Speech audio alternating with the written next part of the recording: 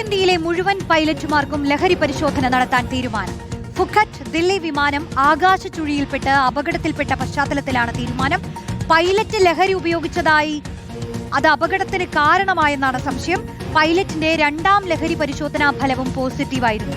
Nobel Marikkaran ചേരുന്നു. Nobel, ഞെട്ടിക്കുന്ന വിവരങ്ങളാണ് നേരത്തെ തന്നെ പുറത്തു വന്നിട്ടുള്ളത്. ഈ ലഹരി ഉപയോഗിക്കുന്നു പൈലറ്റുമാർ എന്ന് കേൾക്കുമ്പോൾ തന്നെ യാത്രക്കാരുടെ ജീവൻ വെച്ച് കളിക്കുകയാണ് ഇവരെന്നേ പറയാനുള്ളൂ. ഇനി കൂടുതൽ പരിശോധനകൾ നടക്കുമല്ലോ അല്ലേ?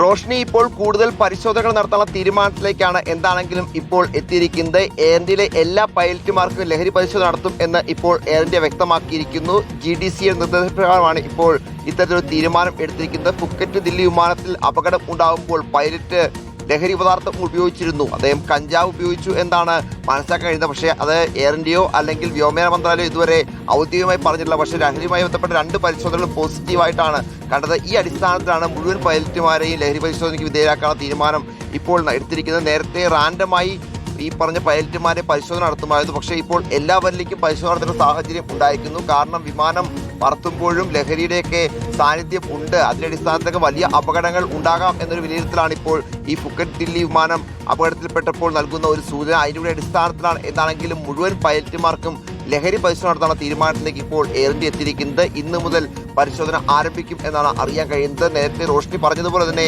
യാത്രക്കാരുടെ ജീവൻ വെച്ചുള്ള കളിയാണ് ഇപ്പോൾ കളിച്ചുകൊണ്ടിരിക്കുന്നത് എന്നുകൂടി നമുക്ക് പറയേണ്ടി വരും. കാരണം നേരത്തെ എയർ ഇന്ത്യ അഹമ്മദാബാദ് വിമാനാപകടം വലിയ ദുരന്തമായി മാറിയതാണ്. ചില ചെറിയ അശ്രദ്ധ പോലും അപകടത്തിലേക്ക് നയിക്കുന്ന സാഹചര്യം ഉണ്ട്. കഴിഞ്ഞ ദിവസമാണെങ്കിൽ പോലും ഈ ദില്ലി ഫുക്കറ്റ് വിമാനം ഏറെക്കുറെ 300 അടിയോളം താഴത്തേക്ക് പോയ ശേഷമാണ് വീണ്ടും തിരിച്ച് നിയന്ത്രണത്തിലേക്ക് കൊണ്ടുവന്നത്. ആ സമയത്ത് പൈലറ്റ് ലഹരിയുടെ ഒരു സാന്നിധ്യം അദ്ദേഹത്തിൽ ഉണ്ടായിരുന്നു അടക്കമുള്ള റിപ്പോർട്ടുകൾ, അത്തരത്തിൽ പരിശോധനാ ഫലങ്ങളൊക്കെ വരുന്നുണ്ട്. അതിന്റെ അടിസ്ഥാനത്തിലാണ് ഇപ്പോൾ എന്താണ് എയർ ഇന്ത്യ മുഴുവൻ പൈലറ്റുമാരെയും ഇത്തരത്തിൽ ലഹരി പരിശോധനയ്ക്ക് വിധേയരാക്കാനുള്ള തീരുമാനത്തിലേക്ക് എത്തിയിരിക്കുന്നത്.